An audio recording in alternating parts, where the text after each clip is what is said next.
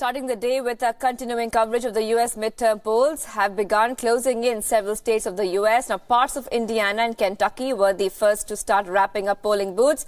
Polls have also closed in Vermont, New Hampshire, Virginia, South Carolina, Georgia, and parts of Tennessee and Florida.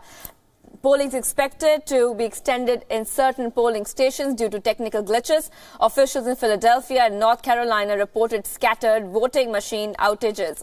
Delays appeared in many states due to aging voting machines. According to most experts, the voter turnout could be record-shattering. Now, meanwhile, first results have already begun trickling in. The first flip, Democrats have snatched the Guam governorship from the Republicans. According to the CBS exit poll, 75% of people asked believed that their country is more divided than ever. Now, CNN exit polls claims that most voters believe that Trump is doing a bad job and that the U.S. is heading in the wrong direction. Now, while casting his ballot, former Vice President Joe Biden reiterated Obama's stand on the midterm polls.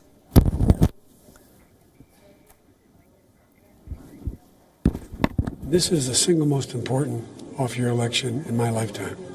And I really think it's more than just about specific issues. I think it's about the character of the country.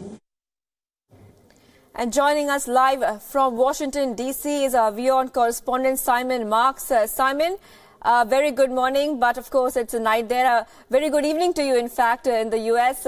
After an entire day of voting, polling stations will be closing soon in this highly contested elections being seen as a referendum on Trump.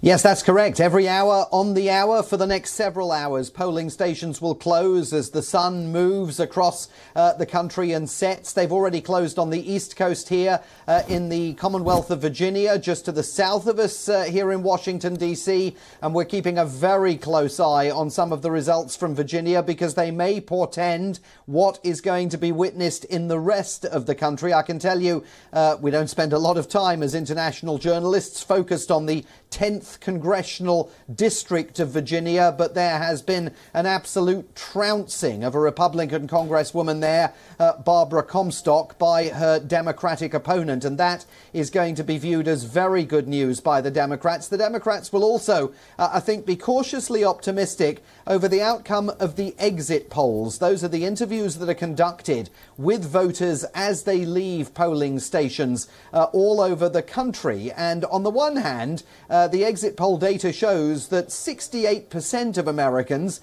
think that the economy is in good shape under President Donald Trump. And under normal circumstances, you would expect that to translate into a positive vote for President Trump and the Republicans. And yet, 47% of voters told pollsters today they strongly disapprove of the way in which Donald Trump is running the country. 65% of voters said that Donald Trump was a factor in driving them to the elections that have taken place here today. So Democrats will view that data and will say, hang on a second, that suggests even though the economy is doing well under Donald Trump's stewardship, other issues, particularly the way in which he's spoken out so vehemently on the issue of immigration, may have led to many Republican voters choosing either to stay at home or to vote for Democratic candidates instead. Very early in the night here to be reaching any of those conclusions, and it's worth making the point that back in 2016,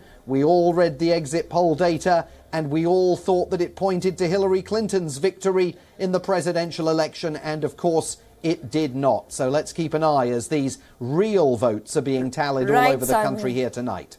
Right, Simon, like you said, it's too early to say anything right now and jump to conclusions. But if the Democrats are able to flip those seats in the Congress, what would it mean for the Republicans and Trump when it comes to passage of laws?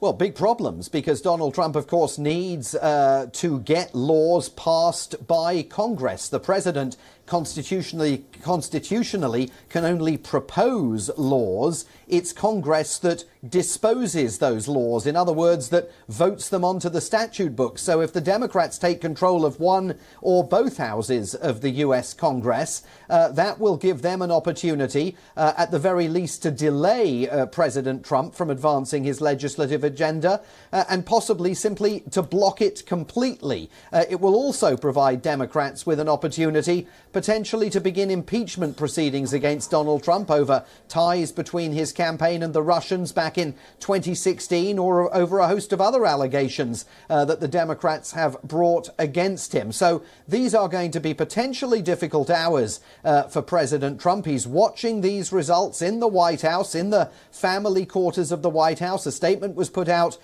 by his press secretary a short while ago, noting that in the last couple of months alone, President Trump has appeared at 30 campaign rallies in support of Republican candidates. But there was a big discussion inside the White House about whether President Trump should be talking more about the economy and less about immigration. He overruled it and decided to go headlong into this discussion about immigration. And at the White House, they've got to be wondering tonight whether that's going to pay off or whether it's going to backfire. Right. Also, we have not seen a huge turnout in midterms as compared to presidential elections. In US, it's the US presidential elections which are of more interest to the citizens and not the midterm elections. So how was the turnout this time in the 2018 midterm elections?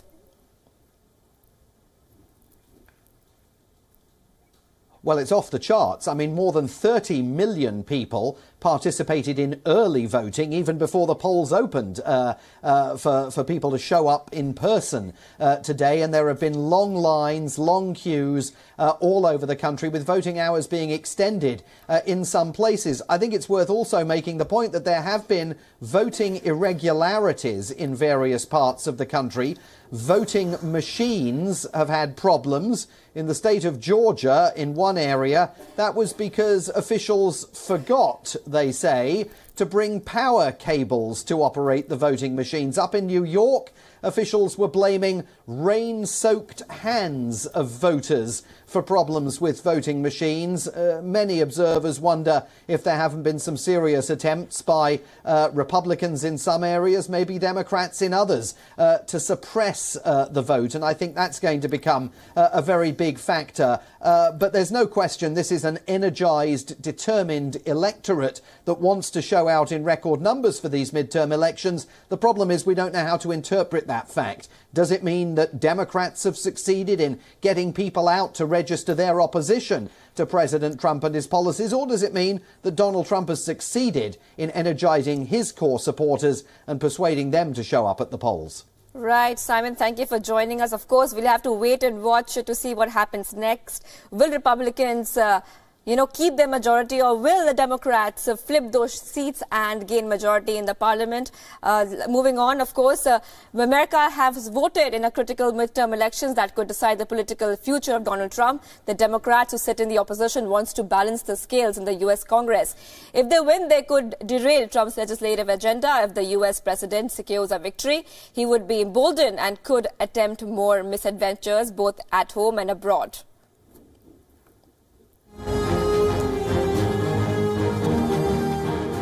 An election that the world is watching.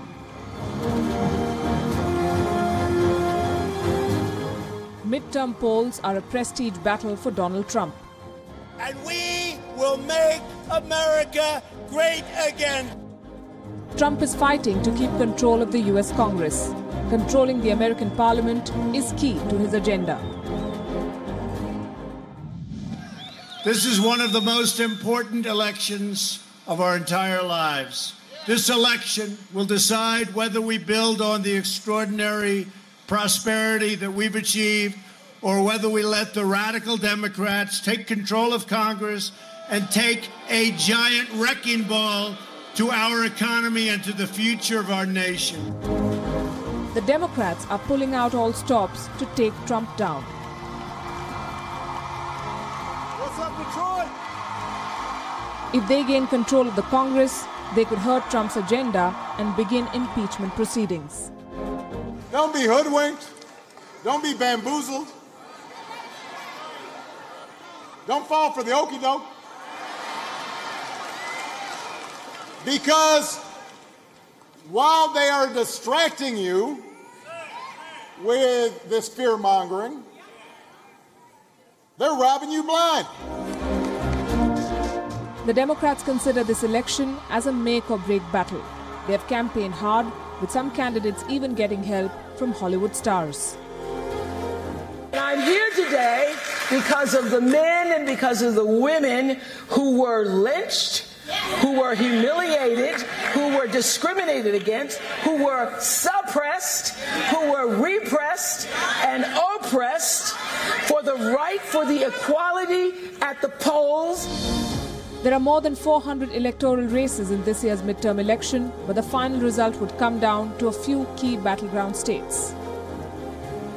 As Americans pick their new leaders, the world is watching what effect it has on Trump and his presidency. Bureau Report, World is One. And we spoke to Lieutenant Stephen Rogers, advisor to Donald Trump for the 2020 presidential campaign from Washington, D.C. And let's listen in to what he had to say. Very well. Believe we're going to pick up 3 to 4 seats in the Senate, and we will maintain a majority in the U.S. Congress. I could tell you this is a replay of President Trump's election to the presidency in 2016, where the polls are going one way, the people are going another. And I agree with your other guests. Record numbers of people are coming out to vote. 33 million have already voted before today, Election Day. So we're going to see a strong turnout, and I believe the president is going to do well. At the House level, the lower body of Congress, right, polling in many cases looks somewhat favorable to the Democratic Party. There's all the House seats are up for election, and the Democrats are in strong position, although, once again, not in certain position. The story is actually the opposite in some of the Senate races, the upper chamber in the United States, where Republicans are in a bit stronger position. And so it's very possible, right, that at the end of the night tonight in the United States, that we have a split Congress with the Republicans in control of one chamber and the Democrats in control of another.